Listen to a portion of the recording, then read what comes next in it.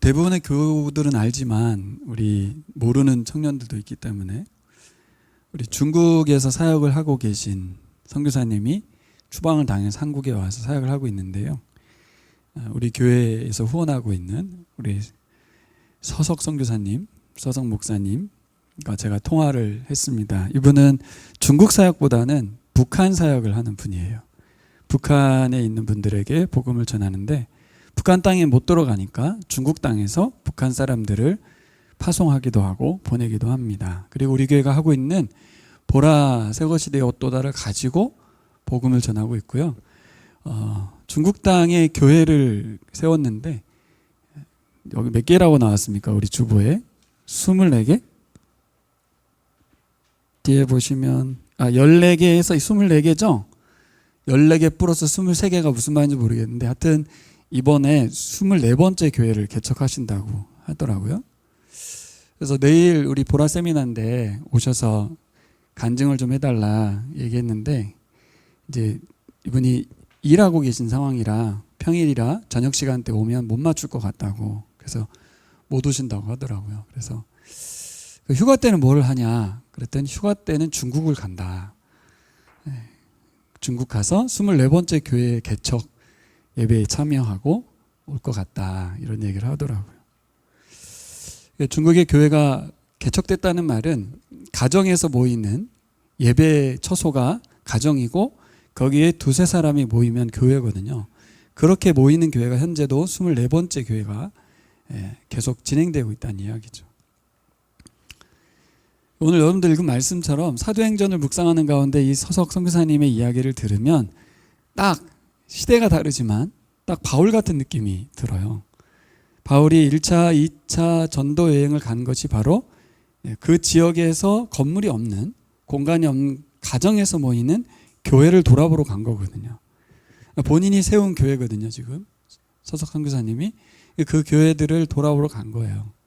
지난번에 한번 갔을 때 공항에서 잡혀가지고 몇 시간 억류됐었다고 하더라고요.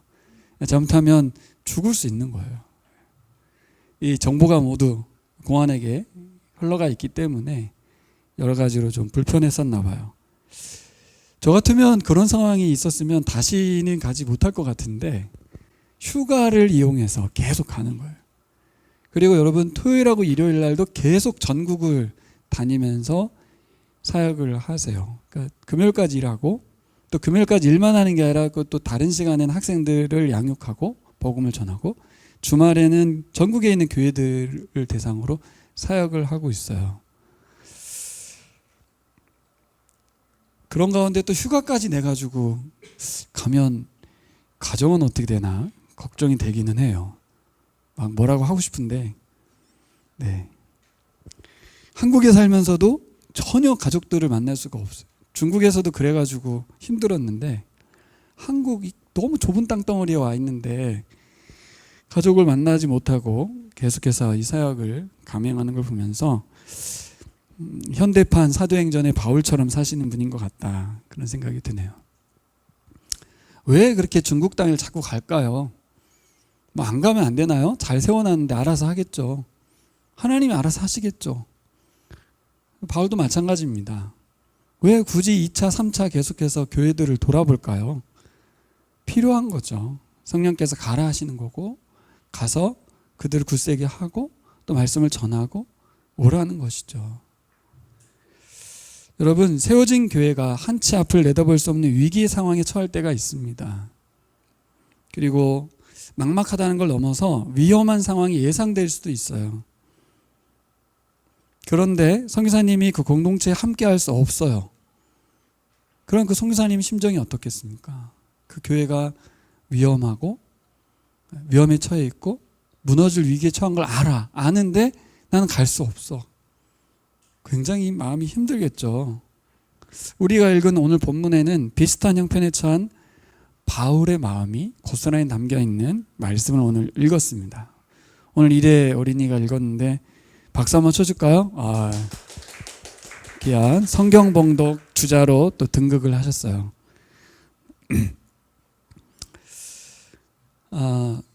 여러분 오늘 본문은 사도행전의 아주 독특한 본문입니다. 왜 그러냐면 다른 본문들은 보면 사도 바울이 설교한 내용들은 대부분 전도를 위한 설교였어요. 그래서 유대인들이나 이방인들을 상대로 자신이 복음을 전하려고 하는 그런 설교들이었거든요.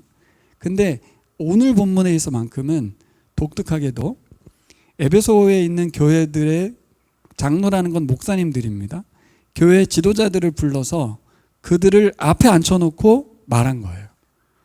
그래서 목회서신하고 있습니다. 빌립보서, 빌레몬서, 디도서 이런 목회서신은 편지를 띄운 거거든요.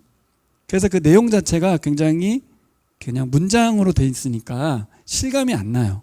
그런데 오늘 본문은 보면 사람을 앞에 놓고 설교한 거예요. 뭐 이렇게 설교한 게 아니라 앉아서 이야기했겠죠, 그냥. 그러니까 얼마나 실감난 거예요, 지금 이게. 편지를 쓰면 불특정 다수를 향해서 편지를 돌아보게 하기 위한 편지거든요. 그러다 보니까 특별한 대상들을 위해서 썼다고는 하지만 물론 디모데전서 후서는 디모데를 쓰긴 했습니다만 그것조차도 지금 이 시대의 목회자들이 읽을 만한 가치가 있는 모두를 생각하는 말씀인데 오늘 본문 같은 경우에는 그 에베소 교회에 있는 그 리더들만을 위한 그것도 앞에 놓고 말하고 있어요. 이 배경을 가지고 오늘 본문을 읽으면 본문이 굉장히 새로워집니다. 굉장히 액티비티해져요. 어떻게 이렇게 말할 수가 있지?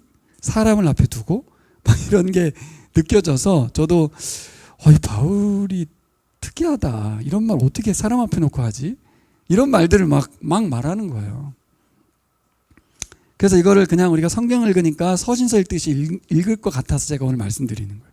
오늘 상황을 놓고 보면 이 앞에 놓고 대화하듯이 말을 한 거고 그들에게 직접 면전에다 대고 말을 하는 거예요. 가장 이해가 안 되는 말은 뭐냐면 저를 보세요.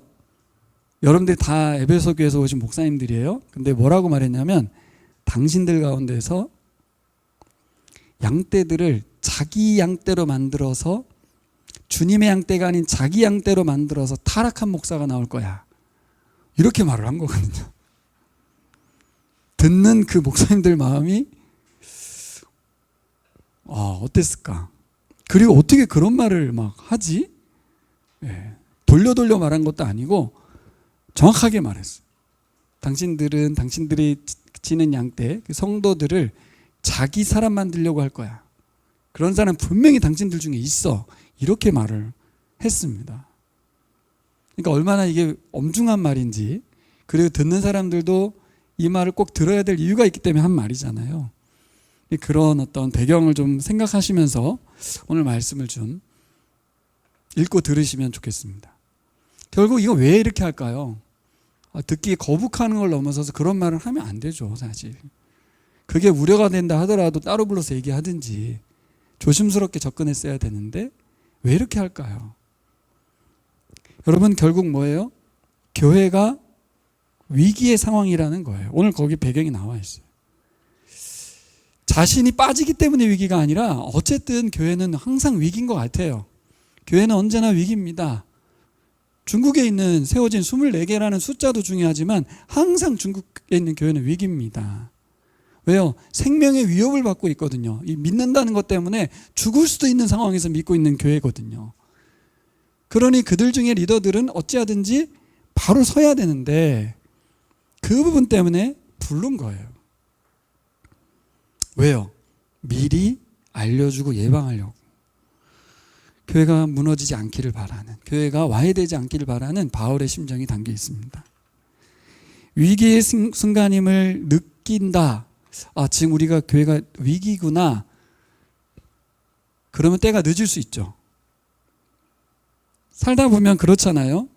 예방할 수 있으면 좋은데 뭐 지금은 괜찮겠지. 위기인 것 같아. 그러면 끝날 수도 있어요. 우리 교회일 수 있는 거예요. 우리 교회가 굉장히 위기인 것 같아 라고 느끼는 순간 완전히 뒤에서 무너지고 있을 수도 있는 거예요.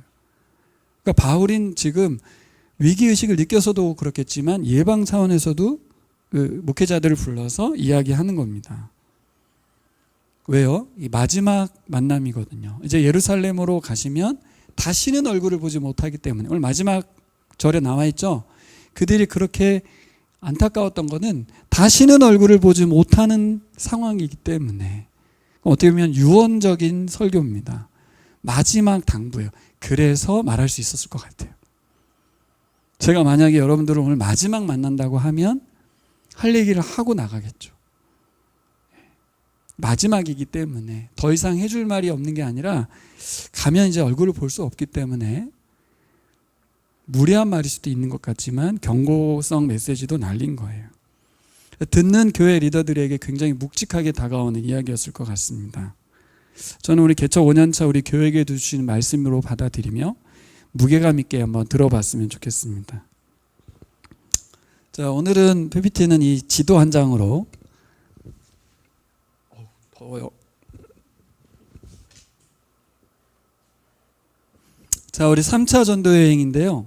제가 의도한 건 아닌데 한 번, 두 번, 세 번 설교에 1차 여행, 2차 여행, 3차 여행으로 제가 설교를 하게 되네요. 자, 3차 여행의 출발점은 언제나 안디옥이죠. 여러분, 안디옥 교회가 모든 베이스 캠프입니다. 수리아의 안디옥의 더베, 루스트라, 이고니온, 이제 루스트라와 이고니온은 좀 많이 들어서 아시겠죠. 바울이 죽을 뻔했던, 실제로 죽은 것과 같았던 곳이 루스트라. 거기서 디모데를 만나잖아요. 그렇죠? 그리고 비시디와 안디옥이라는 지역도 따로 있습니다. 그리고 어디를 가냐면 에베소를 갔습니다. 오늘 이 본문의 핵심이 되는 지역은 에베소예요. 에베소에서 사역을 했는데 이전 사역과 다른 게 뭐냐면 옛날 1차, 2차 전도여행은 항상 잠깐 들려 사역을 했거든요. 근데 에베소에서는 3년이나 사역을 했어요. 이 3년이라는 시간이 바울의 사역에 있어서는 가장 긴 시간입니다. 그만큼 이 에베소 지역에 공을 많이 들인 거고 에베소 지역에 엄청난 일들이 많이 일어났어요. 아볼로라는 성경학자가 세워졌고 브리스길라 아굴라 부부가 하나님의 도를 자세히 알려줘서 아볼로를 어디로 편송하냐면 아가야 지역으로, 아테네, 고린도 이쪽 아가야 지역으로, 위에는 마케도니아 지역, 데살로니가, 빌립보는 유럽입니다. 그 바다 건너는 유럽이고 이쪽은 아시아입니다. 그러니까 이 에베소에서 사역자를 파송하는 일도 했던 거예요. 그리고 12명에게 세례도 베풀었고 바울이 안수할 때 성령이 임하고 방언도 하고 예언도 하는 그런 일이 있었죠. 원래는 시작은 어떻게 했어요? 안식일마다 그냥 회당에 들어가서 말씀을 전하다가, 지난주 설교였죠? 이 사람들이 잘 안 들어요. 그러니까 작심하고 두란노 소원에 가서 2년 동안 강론했다고 그러잖아요. 그래서 자신의 의도한 건 아니고 이곳에서 사역을 좀 더 계속해야 되겠다라는 생각으로 했겠죠. 근데 내년까지 있어야지 그런 생각은 없었을 거예요. 있다 보니까 3년까지 갔어요. 그 기간에 일어난 일이 뭐예요? 하나님께서 바울을 통해서 신비한 일들을 많이 일으켰죠. 무슨 일이 있었어요? 앞치마 수건 갖다가 바울에게 갖다 대면 막 병이 났고, 결국 이런 신비한 일들은 왜 일어났어요? 바울이 말한 하나님의 말씀이 살아있다는 것을 증거로 주기 위해서 하나님께서 벌인 일이에요. 또 거기서 무슨 일도 있었어요. 어떤 사람이 자기가 갖고 있는 마술책을 갖다가 불태워버렸잖아요. 그 돈으로 환산하면 은 3만이라고 그랬는데 몇억 원 정도의 것을 다 불태워버렸어요. 왜요? 다 필요 없다고 여긴 거예요. 회심한 거죠. 회심의 증거가 뭐로 나타났어요? 사람들을 미혹하게 하는 이 책들을 모두 다 불태워 없애버리고. 정말 이 도시 전체를, 에베소라는 도시 전체를 완전히 다 뒤집어 놨어요. 본인의 의도가 아니에요. 하나님께서 살아시는 말씀을 전하는 상황 속에서 사람들의 반응이 일어나는데 그런 놀라운 역사들이 너무 많이 일어났고, 그 2년 동안 가르쳤으니 얼마나 많은 교회들이 세워졌겠습니까? 서석 선교사님이 막 생각나더라고요. 코로나 시기에 한국에 들어와서 못 들어갔어요. 철퇴되는 바람에. 그리고 1년인가 뒤에 들어가서 그곳에서 교회들을 세웠는데도 불구하고 얼마나 많은 교회들이, 지도자들이 세워졌는지. 최근에 이제 24번째 목회자가 되는 분도 직장을 때려쳤대요. 교회를 섬기기 위해서. 또 듣는 분은 어떤 분이 있었어요? 공안의 경찰서장 딸이 성경학교 하는 사진도 보내오고, 그리고 의대나 그죠? 과학대학을 다니는 분이 다 그만두고 교회를 섬기는 일이. 그러지 말라고 아무리 말려도 아니라고. 이거 아무리 해봤자 무가치한 일인 것 같다고. 왜요? 중국 땅에서 그런 거예요, 사실. 왜냐하면 이 계급이 확실하기 때문에 올라가는데도 한계가 있고, 내가 호가호위하고 뇌물 바치면서 이 길을 가느니 나는 교회를 섬기겠다는 마음으로 그만두고 다 사역자의 길을 간다는 얘기를 들었어요. 뜯어 말려도 그렇게 한대요. 아까 똑같죠? 에베소 지역에서 마술책을 다 불태우는 거하고 똑같은 일이 벌어지는 거예요. 이 시대에도 이런 일이 일어나요. 여러분, 그러면 에베소 교회가 얼마나 풍성하고 잘 되고 있겠어요. 근데 바울은 이제 돌아 내려와서 어디로 갑니까? 고린도까지 왔다가 고린도에서 베레아 데살로니가 돌아서 드로아가 저게 밤새 말씀을 전하다가 유기공가 그 사람이 창에서 떨어져서 죽었잖아요. 근데 기도해서 살려내는 그게 드로아. 그런 다음에 밀레도로 왔어요. 저 밀레도가 오늘 본문의 장소인데요. 밀레도 저 항구에서 배 타고 시돈 쪽으로 가는 거거든요. 밀레도에서 가야 되는데 오순절 전에 예루살렘에 도착해야 된다는 것 때문에 에베소에 들리고 싶은데 에베소를 왔다 갔다 하면 에베소가 한 50km 정도 떨어져 있다고 해요. 저기서. 그러면 많은 시간이 지체될 것 같으니까 뭐라고 했냐면 목사님들이 내려와 달라. 사람을 보내서 오라고 시켰어요. 근데 그분들이 왔어요. 지금은 버스 타고 오지만 걸어서 왔을 거 아니에요. 목회자들이 오란다고 다 옵니까? 이게 쉬운 일이 아닌데 의미 있는 발걸음이죠. 왜냐하면 바울이 마지막 만남일 수 있으니까 모두들 모인 거예요. 밀레도 항구에 모여서 하나님 나라를 이야기하고 그럴 것 같았는데 오늘 이 이야기를 한 거예요. 정말 중요하고 실질적인 이야기를 던진 거죠.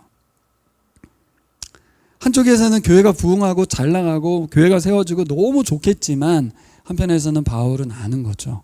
이 에베소 교회는 하나의 교회가 아닙니다. 지금 중국처럼 중국 얘기 괜히 한 게 아니에요. 엄청 많은 가정의 교회가 있고 그들의 리더들이 있고 그들이 온 겁니다. 엄청 감사했지만 한편에서는 오늘 뒤에 나와 있는 내용을 유추해 볼 때 그 세워진 교회들이 그렇다고 튼튼한 건 아니에요. 그러면 핵심은 어디에 있어요? 리더에게 있어요. 리더. 그 교회 리더가 어떤 사람이냐에 따라서 이 교회들이 계속해서 성장하고 건강해질 것이냐 아니면 세속화될 것이냐. 그래서 리더들 부른 거예요. 리더들. 어떻게 보면 제가 오늘 설교는 하고 있지만 이 설교의 대상자가 저일 수도 있는 거예요. 여러분 교인들이 아니고. 그렇죠. 왜냐하면 이분은 순회 전도자라서 이렇게 잠깐 전하고 리더를 세우고 떠나는 서석 선교사 같은 상황인 바울은. 그럼 거기에 있는 현지 목회자들이니까 저죠. 지역의 목회자인 사람들. 한편에서는 저에 대한 이야기일 수도 있고 또 한편에는 여러분 교우들 모두가 지금은 내가 리더가 아니나 교회 리더이기도 한 분이 계시고 우리 보은이도 나이가 먹으면 당연히 리더가 되기 때문에 여러분들 모두에게도 또 해당되는 말씀으로 들었으면 좋겠습니다. 이 밀레도라고 하는 이 도시에서 이 항구 도시에서 배가 이렇게 떠나고 싶을 때 떠나는 게 아니고 그렇죠? 기다렸다가 맨날 며칠 그러니까 거기에서 마지막 조우를 하는 그런 이야기가 오늘 펼쳐집니다. 몇 가지 당부를 하는데 한 3가지로 살펴보려고 합니다. 첫 번째로 바울이 하고 싶었던 얘기는 앞부분에 나오는데요. 18절, 19절, 21절까지 나오는 이야기는 뭐냐면 핵심 한마디. 나를 본받으라. 바울을 본받으라 였습니다. 바울은 자주 성도들을 향해서 자신을 본받으라고 권면을 하지 않습니까? 고린도 전서에서도 했고 빌립보서, 데살로니가 후서, 디모데 후서 계속해서 이런 말을 했어요. 나를 본받으라. 여러분 사역자가 자기 자신을 본받으란 말은 하는 게 아니에요. 원래 쉬운 일이 아니에요. 그래서 한 번 더 생각해야 돼요. 바울이 너무 자기를 자만하고 자랑하는 거 아닌가? 어떻게 자기를 본받으라고 말하지? 그러면 해석해야죠. 이 말이 무슨 말일까? 여러분 교회 리더분들이요. 당신들도 나처럼 살아가세요 라는 뜻이에요. 바울이 어떻게 살아갔는데? 그걸 보라는 거예요. 그러니까 나를 본받으라는 말은 나를 높이라 내가 나를 자랑한다라는 말이 아니라는 거죠. 잘 보라는 거예요. 어떻게 했다는 거예요? 18절에 나오죠. 18절 같이 읽어볼까요? 20장 18절 시작.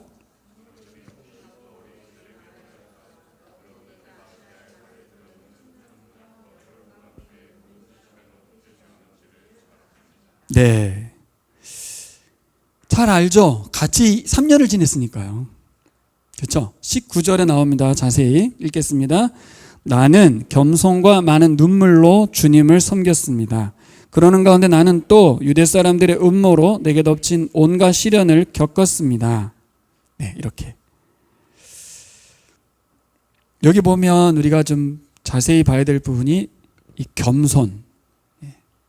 여기 모든 겸손이라는 표현을 썼거든요.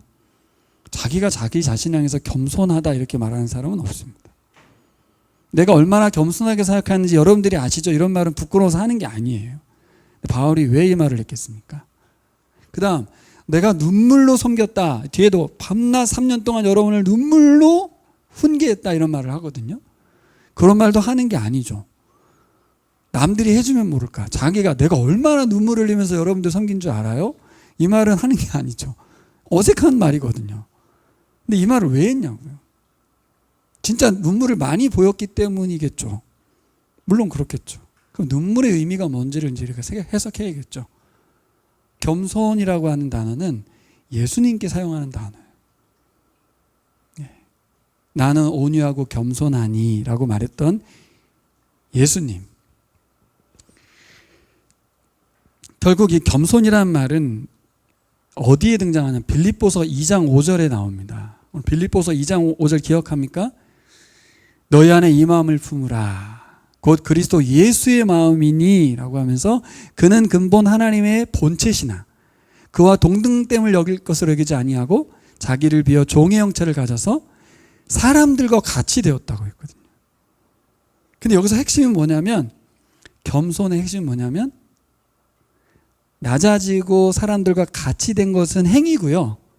겸손의 핵심은 하나님의 명령에 순종하는 거예요. 너희 안에 이 마음을 품으라. 곧 그리스도 예수의 마음이니. 그래서 그걸 잘 보면 낮아졌구나. 아, 우리가 겸손해져야 되겠구나라고 되어 있지만 사실은 이 명령은 누구에게 떨어진 거냐면 하나님이 세상에 가서 종이 되고 십자가에 죽기까지 복종하라고 명령하신 거거든요. 하나님의 말씀에 복종하셨다는 거예요. 바울이 그럼 내가 겸손했다라는 말을 한 건 뭐냐면 나도 주의 말씀에 복종했다는 거예요. 그러면 무슨 얘기를 하고 싶은 거예요? 에베소 교회 장로님들도 주의 말씀에 복종하십시오. 내가 겸손하게 사역한 걸 여러분들 아시죠? 말씀에 복종하십시오. 두 번째는 이제 눈물인데요. 눈물. 속상해서 울었을까요? 그렇죠. 눈물의 의미는 뭘까요? 눈물. 자, 1차적으로 자기 자신의 문제로 울었을까요? 결코 그럴 뿐이 아니죠. 엄청 강한 분입니다. 아파서 울거나 속상해서 우는 그런 분이 아니세요. 그래서 눈물, 3년 동안 내가 얼마나 눈물로 여러분들을 가르쳤는지 아냐. 이 눈물의 의미는 뭘까요? 눈물은 기도와 연결되어 있다고 볼 수밖에 없습니다. 앞에 겸손은 말씀에 대한 순종과 복종에 대해 연결된다면 모든 눈물로 섬겼다는 건 기도했다는 이야기로 연결시킬 수 있어요. 그분의 기도의 핵심은 두 가지였을 거예요. 그분이 가장 안타까워하는 대상은 사실 유대인입니다. 유대인들에게 열심히 복음을 전하는 유대인들은 계속 거절하거든요. 그의 마음이 절절히 나와 있는 게 로마서 11장에 나와 있죠. 내가 혈육 고륙의 친척들을 얼마나 사랑하는지 그들이 하나님의 말씀에 의해서 복음을 듣고 구원되기를 바란다 이 얘기를 하거든요. 그러니까 이 아시아 지역과 유럽 지역을 다니면서 유대 회당에 제일 먼저 들어가서 복음을 전하는데 제일 먼저 자기를 죽이려고 하고 제일 열심히 반발했던 사람들이 유대인들이에요. 그래서 기도할 수밖에 없는 거예요. 왜요? 진짜 하나님의 은혜가 아니면 구원받을 수가 없어. 그걸 어떻게 알아요? 자기도 그랬거든. 자기가 유대인으로서 하나님을 엄청 대적했는데 하나님의 은혜로 자기가 구원받았거든요.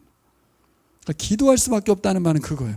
하나님의 은혜가 아니면 유대인들은 구원받을 수 없는 존재라는 걸 알기 때문에 기도했다는 거예요. 눈물로 했다는 거예요.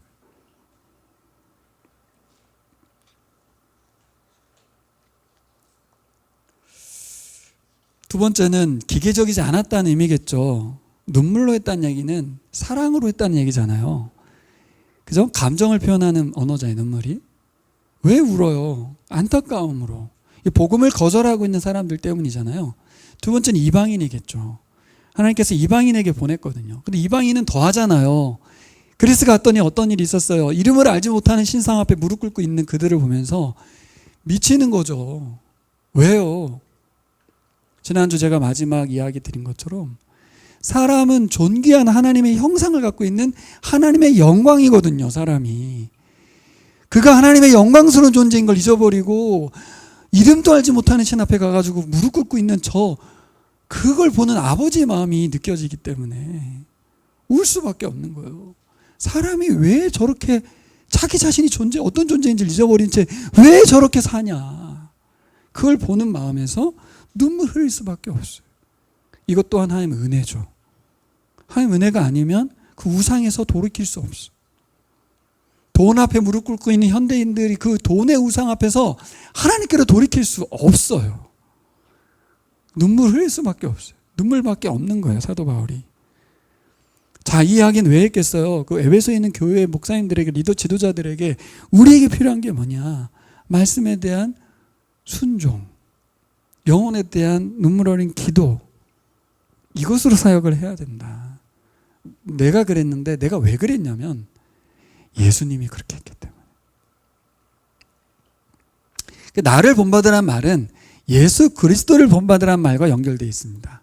내가 예수 그리스도와 동일하게 그분과 함께, 그렇죠? 그분이 부활의 예수님 오셨기 때문에 그분과 함께 고난의 길, 십자가의 길 지금까지 걸어왔으니 사역자라면 그 길을 걸어야 되는 것입니다 라고 말한 거예요. 근데 여기서 사역자라면에서 제가 방점을 찍어 드릴게요. 지금 우리의 이 세계관은 교회를 생각할 때 건물을 얻고 예배처소를 만들어 의자를 놓고 강단을 세우는 게 교회지만 중국은 그렇지 않습니다. 그런 교회를 다 폐쇄시켰어요. 지금 십자가도 다 떼어버렸어요. 그래서 중국에서의 교회는 진짜 가정교회예요. 그리고 그분들은 신학교를 나온 분도 있겠지만 거의 안 나온 분들이고 그저 복음 전하는 분들이고 주의 말씀을 나누는 정도에서 하고 있는 가정교회 사역자들이거든요. 너무한 거 아니야? 이분들한테 이런 말씀은? 그렇지가 않아요. 그분들은 예수님을 믿는 순간 삶의 방향이 바뀌어요. 먹고 살기 위해서 일하고 직업을 찾고 더 좋은 직업을 찾는 게 아니라 아까 제가 말한 것처럼 하던 공부 다 때려치고 의사도 다 내려놓고 교회를 세워가고 하나님 나라 확장하는 쪽으로 틀어지는 거예요. 그러면서 돈을 버는 것은 부수적인 걸로 바뀌는 거예요. 모두가 자발적 사역자가 된 거죠. 지금 중국에 있는 사람들이. 초대교회도 그랬고요. 하지만 지금 이 대한민국의 교회는 좀 다르죠. 유료 사역자인 제가 있고 또 어떻게 보면 느낌이 교인들은 목사님의 사역을 돕는 자처럼 있는 거잖아요. 근데 왜 가정교회로 전환을 하냐면 성도들이 모두 그 초대교회와 같이 동일한 다 사역자들로 살아가는 삶을 추구하는 거예요. 근데 이걸 시스템으로 하려니까 어려운 거예요. 훈련으로 되는 게 아니라 결국 여기 복음으로 변화된 사람은 삶의 방향성이 바뀌는 걸로 아주 자연스럽게 내가 살아가는 이유, 다른 말로 하면 내가 공부하는 이유, 내가 돈을 버는 이유, 모든 것은 뭐예요? 영혼을 살리고 그들을 가족으로, 교회 가족으로 만들어서 하나님 나라 백성으로 살아가도록. 하나님 백성 쉽게 말해 드릴게요. 주일날 모여서 함께 같이 예배하고 주중에는 사람들을 사랑하고 섬긴다는 거예요. 그거예요, 그거. 하나님 나라가 거창한 게 아니에요. 모여서 함께 하나님을 예배하고 경외하는 거예요. 근데 제가 아까 서두에 예배드리기 너무 어렵네요라고 했던 게 그러니까 어려워요. 이 시대에는 주일날 예배 한번 드리기도 어려워요. 바빠서가 아니에요. 가치의 전환이 안 일어났기 때문에. 하나님을 예배하는 게 너무 좋고 예배 자리에 나오는 것이 너무 사모함이 생기는 그런 전환이 일어나야 되거든요. 하나님 예배하고 싶어서 안달이 나야 되거든요, 사실은. 근데 그런 변화가, 전환이 당시엔 너무 자연스러웠어요. 중국 교회에서도 일어나고 있어요. 근데 한국 교회는 그게 안 되는 이유가 뭘까요? 너무 제도화된 건물 중심의 교회로 바뀌었기 때문에. 이게 문화가 된다면 예수 믿으면 자연스럽게 예배드리는 것이며 그의 삶의 전환이 일어나 가치와 목표와 방향이 설정이 바뀌어서 모두가 교회로서 살아가는 것이다. 교회 다니는 사람이 아니고 내가 교회다라는 마음으로 살아간다면 다르겠죠. 그분에게 예를 들어서 우리 새가족인 보훈자매에게 목장을 하나 맡겨서 당신이 이 사람들 케어하고 말씀 전하세요. 그러면 제가요? 훈련도 안 받았는데 이게 아니라 내가 복음을 들었고 성경 읽을 줄 알고 그럼 성경 읽고 나눌 줄 알고 기도할 줄 알면 그냥 교회인 거예요. 교회 리더가 될 수 있는 거고 되는 거고요. 근데 지금은 어때요? 리더를 이만큼 높여놨기 때문에 교회의 수많은 과정을 통과해야만 리더. 그리고 그거는 본인이 동의하에, 동의가 어디 있어요? 예수 믿으면 다 복음 전도자고 교회인 거지.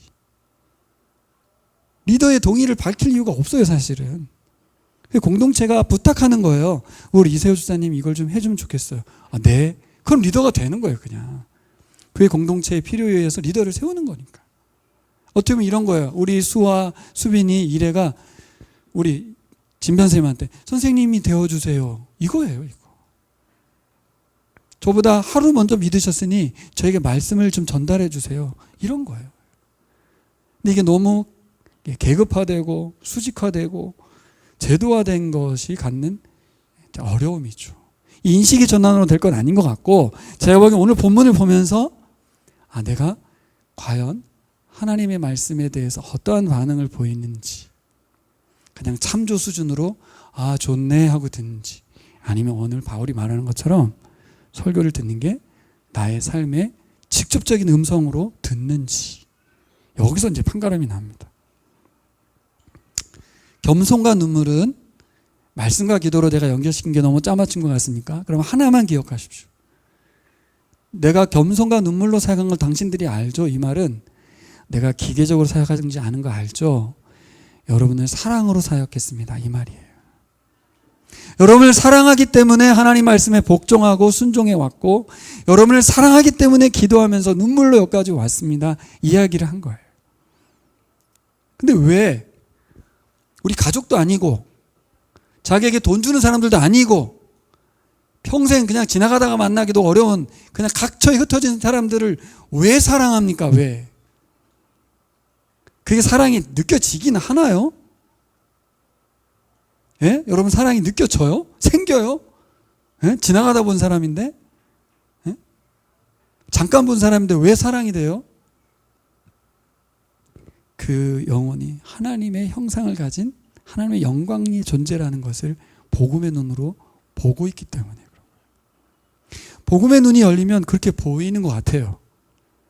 그래서 이주민 사역을 하다 보면 이주민들에게 정말 헌신적인 분들 많이 만나는데, 따라갈 수가 없는 분들을 만나는데 미쳤나? 왜 자기 삶을 다 버리고 왜 저러지? 이런 느낌이 들 정도인데, 우리 재현자매는 문성교사 옆에서 봤지만 도대체 인생을 왜 저렇게 사시지? 싶을 정도로 사는데 사랑하기 때문에 그런 거예요. 사랑하기 때문에 헌신하게 되는 거예요. 그 사랑은 주님으로 온 줄 믿습니다. 바울 자신을 구원했기 때문에 그 감격에 의해 사역하는 것 같지만 그게 아니고 지금도 계속해서 자신을 사랑하시는 예수님의 사랑이 그를, 교회를 사랑할 수 있도록 만든 줄 믿습니다. 자, 두 번째, 자신을 본받으라고 한 다음에 이 교회 목사님들에게, 지도자들에게 해줬던 말은 뭐냐면, 당신들은 하나님이 세우신 사역자입니다. 이야기를 했어요. 한번 따라해 볼까요? 하나님이 세우신 사역자. 네. 그래서 28절을 볼까요? 28절 보겠습니다. 시작. 여러분은 자기 자신을 잘 살피고 양떼를 잘 보살피십시오. 성령이 여러분을 양떼 가운데 감독으로 세우셔서 하나님께서 자기 아들의 피로 사신 교회를 돌보게 하셨습니다. 당신들은 자신을 잘 살피고 양떼들을 잘 섬기십시오. 성령이 여러분들을 양떼들의 감독자, 즉 목자로 세웠습니다. 이렇게 말합니다. 핵심은 뭐에 있어요? 목자로 세워졌다가 아니고 성령님이 세우셨다. 따라해볼까요? 성령님이 세우셨다. 제가 아까 뭐라고 예를 들었냐면, 우리 수빈이, 소아, 이래가 우리 진변 선생님한테 가서 우리의 선생님이 되어주세요 라고 했어요. 누가 세웠습니까? 제가 아까 뭐라고 그랬어요? 우리 교회 리더들이 합의하에 서로 회의해가지고 우리 재연자매를 리더가 되어달라고 부탁했어요. 누가 세웠냐고요? 상황으로 보면 사람들이 세웠죠. 그들이 필요에 의해서 리더를 세운 거잖아요. 근데 바울은 뭐라고 했습니까? 성령이 세웠다. 결국 이건 목사만의 문제가 아니에요. 우리 여러분 모든 집사님들과 사역자분들을 성령께서 세우셨다. 에베소 교회 장로들에게 진짜 해줘야 될 말 아니겠습니까? 그렇죠. 그분들이 자신의 권위의 출처를 하나님께 두지 않아 버리면, 필요에 의해 세워지고 능력이 있어 세워졌다는 생각을 해버리면, 또 능력도 없는데 어쩔 수 없이 하고 있다고 한다면 다 무너져요. 다 무너져. 하나님이 세우셨다. 그건 어떤 의미를 줍니까? 하나님이 세우셨다는 말은 하나님이 공급하시고, 하나님이 지금도 책임져 주시고, 하나님이 관여하시겠다는 거예요. 굉장히 중요한 말입니다. 하나님이 세우셨다는 말은 하나님 세우고 뒷짐지겠다는 게 아니고, 하나님이 계속해서 우리와 함께 리더십을 끌고 가시겠다는 선언이에요. 그러니까 뭐예요? 성령님이 세우셨으니 감독자 여러분, 성령님과 연결되셔야 한다는 그런 거예요. 근데 이게 이제 우리가 놓치는 거죠. 지도자가 된 이후에 자기 마음대로 하고, 그래서 뒤에 뭐라 그래요? 여러분들 중에 양떼들을 자기 사람 만들려고 하는 사람 나올 거라고. 이거 왜 이렇게 나와요? 성령에 의해서 세워진 걸 까먹으니까. 권위의 출처만의 문제가 아니라 지금도 계속해서 성령과 연결해서 성령께서 이 교회를 운영해 가도록, 인도해 가도록 해야 되는데, 어떤 지도자들, 당신들 중에 하나는 성령과 연결되지 않아 버리면 결국 네 마음대로 할 거고, 네 마음대로 했다가는 교회가 무너집니다. 그러면서 뭐라고 표현했습니까? 여기 보면 자기 아들의 피로 사신 교회, 이렇게. 여러분들을 예수 그리스도의 피값으로 세우신 교회의 지도자로 세웠습니다. 자, 우리 재현이 이 말이 들려요? 어떻게 들려요? 재현이를 아들 예수의 피로 사신 교회의 리더로 세웠습니다. 이건 또 무슨 말입니까? 여러분, 여기에다가 교회라고 하니까 감이 안 오죠? 그러니까 우리의 교회가는 아까 말한 건물 중심과 조직 중심의 교회이기 때문에 그래요. 여기다가 누구를 넣어야 되냐면 보은이를 넣는 거예요. 채원이를 넣는 거예요. 자기 아들의 피로 사신 보은이를, 그렇죠? 자기 아들이 피값으로 산 보은이를 돌보라고 너를 세운 거야. 이런 이해가 되죠? 교회는 사람입니다, 여러분. 교회는 공동체예요. 사람, 예수 믿는 사람들이에요. 근데 이거를 자꾸 우리가 교회 그러니까 교회는 굉장히 부담스러운 곳이 되어버렸어요. 아니에요. 우리는 교회를 위해서 존재하고 교회를 위해서 사역하는 거예요.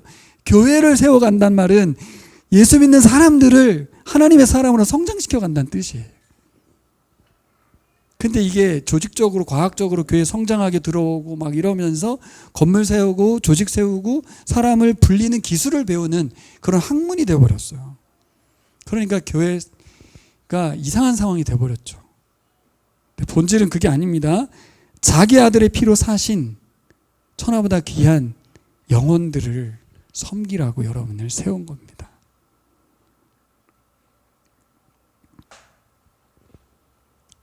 그렇기 때문에 여러분, 자, 우리가 우리 리더라는 생각이 들 때, 우리 재현이가 스스로 이제 예를 들어서 나는 그러면 더더욱 저는 자격이 없죠. 저는 부족하죠. 제가 어떻게 그런 귀한 영혼들을 섬기는 양떼로 삽니까? 이렇게 말할 수 있잖아요.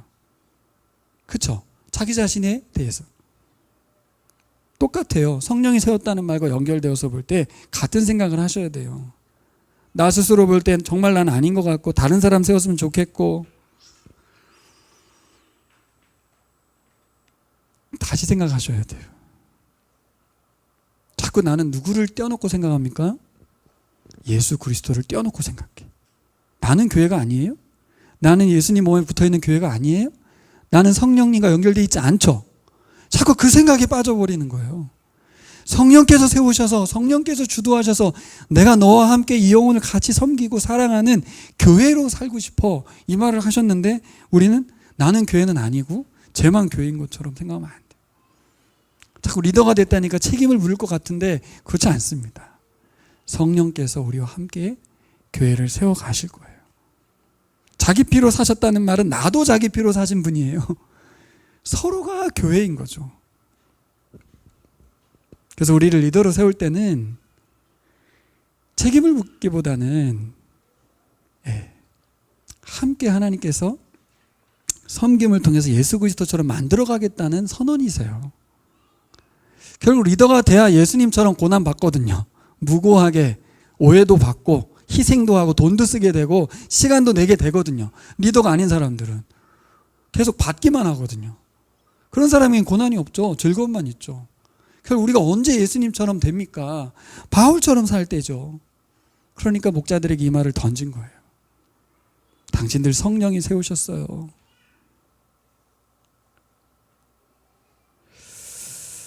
그럼 왜 바울은 에베소 교회 장로들의 이 정체성을 굳세게 하길 바랬을까요? 29, 30절에 그 답이 있습니다. 왜 이 무거운 말을 던졌을까? 29, 30 되게 중요한 말입니다. 같이 읽겠습니다. 시작. 내가 떠난 뒤에 사나운 이리들이 여러분 가운데로 들어와서 양떼를 마구 헤아리라는 것을 나는 압니다. 바로 여러분 가운데서도 제자들 이탈시켜서 자기를 따르게 하려고 어그러진 것을 말하는 사람들이 나타날 것입니다. 네. 첫째, 외부에서 이단이 침투해서 양떼들을 미혹해서 무너뜨릴 거라는 거예요. 그 이단이라는 것은 현재적 이단을 말하는 당시의 이단은 뭐예요? 유대교의 율법을 계속 지켜야 된다는 것들이 제일 컸고요. 그 외에는 세속적 가치관들이겠죠. 이런 걸 가르치는 목사들이 나오면 안 된다는 거예요. 두 번째는 에베소 교회 장로들 중에서 그 양떼들 예수 제자를 세우는 게 아니라 자기 제자 만들어버린 사람 나올 것이 예상된다. 내 외부적으로 공격이 심각할 거라는 거를 안 거죠. 그래서 바울의 발언 수위가 엄청 센 거예요. 엄청 조심하게 말해야 되는데 그래서 기분 나쁘게 하려던 건 아니고 31절 읽겠습니다. 시작. 그러므로 여러분은 깨어 있어서 내가 3년 동안 밤낮 쉬지 않고 각 사람을 눈물로 훈계한 것을 기억하십시오. 이게 있어야 돼요. 어떻게 하면 장로님들의 양떼들을 예수 제자가 아닌 자기 제자가 아닌 예수 제자로 만들 수 있는가? 반대로 말할 수 있죠. 예수 제자가 아닌 자기 제자로 만드는 건 언제 일어나는 일인가? 언제 일어나죠? 네, 하나님의 말씀과 멀어질 때 일어나는 일이에요. 그래서 마지막 말씀이 32절이에요. 32절 읽겠습니다. 시작. 나는 이제 하나님과 그의 은혜로운 말씀에 여러분을 맡깁니다. 하나님의 말씀이 여러분을 튼튼히 세울 수 있고 거룩하게 된 모든 사람들 가운데서 여러분을 하여금 유업을 차지하게 할 수 있습니다. 은혜의 말씀에 부탁합니다. 오늘 설교 제목인데요. 나를 본받으라고 했고, 그렇죠? 그래서 성령께 세우셨다는 걸 알았으면 좋겠고, 근데 예수님 본받고 성령이 세우셨다는 것을 계속해서 인지하기 위해서는 마지막 하나밖에 없다는 걸 자기가 봐도 하나님의 은혜의 말씀이 여러분들을 주관하셔야 된다는 거예요. 다른 말로 하면 말씀의 통치를 받는 지도자여야 된다, 그 말입니다. 우리 교회의 이름은 나무 아래 교회예요. 그냥 들으면 쉬는 교회 같죠. 근데 거기 맥락에 뭐가 있냐면 하나님 말씀을 묵상하는 사람, 십자가 밑에 있는 사람, 그죠? 가난한 사람이 한 사람도 없는 교회를 세우겠다는 거 아니겠어요? 그게 언제 이루어지는 겁니까? 말씀의 통치를 받을 때. 리더들이 말씀과 멀어지고 말씀에 대한 것이 그냥 경전이 되고 말씀에 대한 것이 율법이 되어버리면 안 된다는 거예요. 지금 예수 그리스도와 함께 살아가고 있는 바울이 이 상황에서 교회를 세웠던 거는 그 말씀들이 전부 주님께서 살아 역사하셔 나에게 직접적으로 주는 메시지들로 들었기 때문에 순종한 거거든요. 이 시대에는 그렇진 않죠. 이 시대에는 뭐 재현이나 보은이한테 하나님의 말씀이 직접적으로 막 들려오진 않아요. 가끔 성령께서 마음을 주시긴 하나 사역의 메시지를 직접적으로 주진 않죠. 이제는 성경이거든요. 성경. 바울은 구약 성경과 예수 그리스도의 말씀과 연결시켜서 해석하면서 서신서를 썼잖아요. 그러니까 이분은 쓸만한 분인 거죠. 구약과 예수 그리스도의 생전의 말씀들을 접목해서 사역을 했고, 그러면서 이 에베소 땅에서, 저 에베소 땅 보세요. 고린도 있죠. 저 고린도 땅으로 고린도 전서 후서를 쓰는 거예요. 고린도 교회가 세워졌는데 문제가 엄청 많았잖아요, 교회에. 그거 에베소에서 쓰는 거예요. 이해되시죠? 고린도 전서를 읽을 때는 아, 에베소 땅에 섰구나. 그러니까 세워진 교회들은 이제 갓 태어난 교회들이기 때문에 수많은 문제들이 있었어요. 어쩔 수 없어요. 왜냐하면 세상 사람들이 몰려왔거든요. 그래서 음란한 문제도 있었고, 우상의 재물을 먹냐 안 먹냐의 문제도 있었고, 별의 별 문제 다 있었어요, 고린도 교회 안에. 에베소 교회는 없었어? 있었죠. 해결책이 뭐예요? 해결책이 말씀입니다. 말씀. 그래서 고린도 전서 편지를 쓰는데, 그 개인 편지가 아니라 하나님의 감동하심을 입은 바울이 쓴 저작이 성경이 되잖아요. 그래서 여러분, 말씀 중에서 하나 더 봐야 돼요. 여기 보면 사도 바울이 말씀을 엄청 강조한 건 아시겠죠? 근데 그 말씀 앞에 있는 수식어를 봐야 돼. 뭐라고 돼 있어요? 말씀 앞에 수식어가 은혜의 말씀. 따라해볼까? 은혜의 말씀. 네, 이걸 놓치는 거예요. 제가 말씀 묵상 엄청 열심히 해요. 막 설교 열심히 해요. 하지만 은혜의 말씀을 놓치면 율법이 됩니다. 경전이 돼버려요. 그리고 저에게도 밥벌이 수단이 돼버려요. 그냥 은혜의 말씀이 아니게 되면, 듣는 자도 그렇고 전하는 자도 그렇고, 제가 묵상을 하는데 은혜의 묵상을 하지 않으면, 은혜의 말씀을 묵상하지 않으면 저는 진짜 무미건조한 말씀을 전할 수밖에 없어요. 오늘도 하나님의 은혜로 깨우쳐 주시고 감동하심을 입은 말씀이 임해야 그것이 그 하나님의 은혜가 흘러갈 텐데, 말씀을 통로로 은혜가 흘러갈 텐데, 은혜의 복음이라고 하잖아요. 은혜의 말씀이라고 하잖아요. 그래서 기도해야 되는 거예요. 말씀 읽을 때. 묵상하기 전에 기도하라는 얘기 이제 배웠잖아요. 그 의미는 뭐냐면 형식적으로 기도를 하라는 얘기가 아니라, 주님 오늘 말씀이 하나님 은혜가 되게 해주십시오. 은혜는 뭐예요? 나를 깨우고 바꾸고 살리는 말씀이 돼야 되는데, 엄청 몸이 건조해. 그러면 여러분, 리더로서 그렇게 살면 자기 사람 만들게 된다는 거죠, 결과적으로. 왜? 자기가 생각하는 대로 말할 거 아니에요. 하나님의 말씀을 나를 통로로 전달하지 않을 거 아니에요. 그렇죠? 그러니까 은혜가 필요한 거예요. 모두에게. 특별히 누구에게? 사역자에게. 저를 위해서 기도할 때도 이상한 목사님이 은혜를 놓치지 않게 해달라고.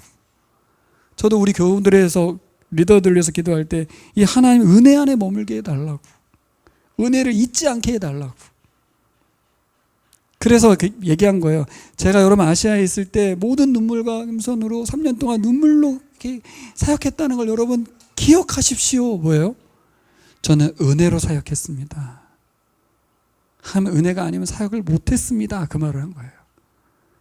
여기서 막 열심히 기도하세요, 열심히 전도하세요, 이 말이 아닌 거 아시겠죠? 이제 얼마나 하나의 은혜가 아니면 사역을 못했으며 은혜로만 사역했는지 기억해서 당신들도 은혜로 사역해 달라. 하나님이 하시게 하라, 그런 뜻입니다. 예수 그리스도가 직접적으로 그들을 만나게 하라. 당신들은 통로가 되어야 한다. 당신은 하나의 은혜의 통로가 되어야 한다. 이 말을 전달한 거예요. 그래야만 성도들을 자기 사람 안 만들 거라는 거죠. 말씀을 정리해 보겠습니다. 여러분, 신학교를 나와야만 교회 지도자가 아닙니다. 물론 요즘은 그걸 객관화시키기 위해서 신학교를 나와서 하지만, 중국에 있는 24개의 교회 그 사역자들이 다 신학교 나온 분들이 아닙니다.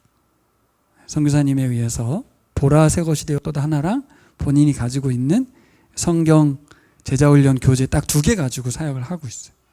그럼 저는 우리 교회에 있는 교우들은 중국 가면 다 목사님이세요. 성령님이 세우시는 거고요. 그렇죠? 그리고 예수님처럼 하면 되는 거고요. 은혜로 하면 되는 거예요. 근데 그걸 이 땅 가운데서 하셔야 되는 거죠. 성령님이 임하고 은혜의 말씀이 우리를 세우면 우리는 모두 교회의 리더가 되는 것입니다. 직분만 장로라는 임명, 그 직분을 붙이지 않아서 그런 거지, 우리 모두 뭐예요? 하나님이 세우신 자기 아들의 피값으로 세우신 교회다. 교회. 교회 리더다. 저는 저의 기도하는 가운데 저의 제안으로 우리 재연자매를 복음의 전달자로 세웠잖아요. 분명 재연자매 안에 거하신 성령께서 재연자매를 교회 리더로 세운 줄 믿습니다. 순종을 한 거잖아요. 그래서 말씀의 순종. 기도하면서 했죠. 하다 보니 기도가 안 할 수가 없죠. 그죠? 막 기도하게 되고 하나의 은혜를 구하게 되죠. 차원자매가 정말 주님을 영접하기를 바라는 마음으로 은혜를 구하게 되죠. 그런 우리 교우들에게 필요한 것이 바로 겸손과 눈물인 것 같고요. 그것은 기계적인 충성이 아니라 말씀에 대한 우리의 마음과 연결된 말씀에 대한 충성인 줄 믿습니다. 사람을 사랑하는 것도 내가 사랑할 수 있어서 되는 것도 아니고, 눈물을 흘리려고 해서 되는 것도 아니고, 말씀에 복종하려고 해서 되는 것도 아니고, 너무 예수님을 사랑하기 때문에, 그 사랑이 내게 여전하기 때문에, 또 그 사랑으로 사랑하는 그 사람을 보면서 예수님이 저분을 너무너무 사랑하시는 게 보이기 때문에, 그래서 우리가 볼 때는 정말 이렇게 사회적으로나 보이는 가시적으로서는 별로 아닌 것 같은 사람인 것 같아도 성령이 임하시고 그에게 말씀이 임하면 전혀 다른 인생이 펼쳐지는 걸 우리가 성경을 통해서도 우리 교회를 통해서도 보고 있지 않습니까? 내가 속한 주님의 교회를 어떻게 바라보는가, 그 시각이 변해야 여러분의 삶이 달라질 줄 믿습니다. 저의 설교로가 아니라 오늘 말씀 여러분에게 다가오신다면 내가 나무아래 교회를 생각하는, 나무아래 교회 섬기는 나의 마음과 생각, 그것이 나를 결정하는데, 나의 삶, 나의 사역을 결정하는데 주의 은혜가 필요하지 않겠습니까? 주의 은혜의 말씀에 대한 우리의 반응 태도가 나를 결정합니다. 여전히 우리 교회는 위험합니다. 여러분, 위험하죠. 우는 사자와 같이 이리떼들이 교회들을 공격하고 특별히 교회 리더들이 위험에 노출되어 있는 거예요. 5년차 잘 나가는 것 같고 에베소 교회도 부흥하는 줄 알았는데 바울의 이 심리 상태에서 보면 교회 리더들을 제대로 잘 세워야 되는 상황인 거예요. 그래서 밀레도에서 말을 한 겁니다. 에베소 교회 리더들에게 강력한 경고와 우려를 포함하면서 자신이 전한 교훈과 은혜의 말씀을 잊지 말라고, 그래야 롱런할 수 있다고, 그래야 주님의 교회를 세워갈 수 있다고 말하고 있습니다. 우리 22절과 24절을 함께 읽어보겠습니다. 이 말씀은 해석할 필요 없이 교회 리더들에게 주었던 말씀이에요. 자기 이야기를 하는 것 같지만 당신들도 나처럼 하란 말이에요. 한번 읽어보겠습니다. 22절 24절 시작. 보십시오, 이제 나는 성령에 매여서 거기서 무슨 일이 내게 닥칠지 나는 모릅니다. 다만 내가 아는 것은 성령이 내게 일러주시는 것뿐인데 어느 도시에서든지 투옥과 환란이 나를 기다리고 있다는 것입니다. 그러나 내가 나의 달려갈 길을 다 달리고 주 예수께 받은 사명, 곧 하나님의 은혜의 복음을 증언한 일을 다하기만 하면 나는 내 목숨이 조금도 아깝지 않습니다. 휴가 때 중국에 들어가겠다는 서석 성리사님의 고백처럼 들렸어요. 휴가는 아닌 것 같지 않나?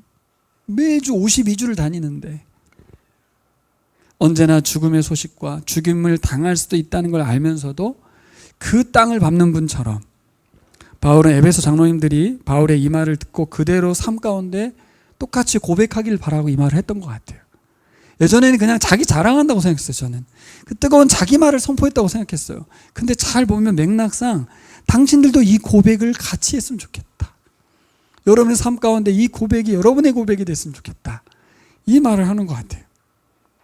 우리 교우들의 사역의 단계마다 이 말씀이 우리 모두의 고백이 되기를 예수님의 이름으로 축복합니다.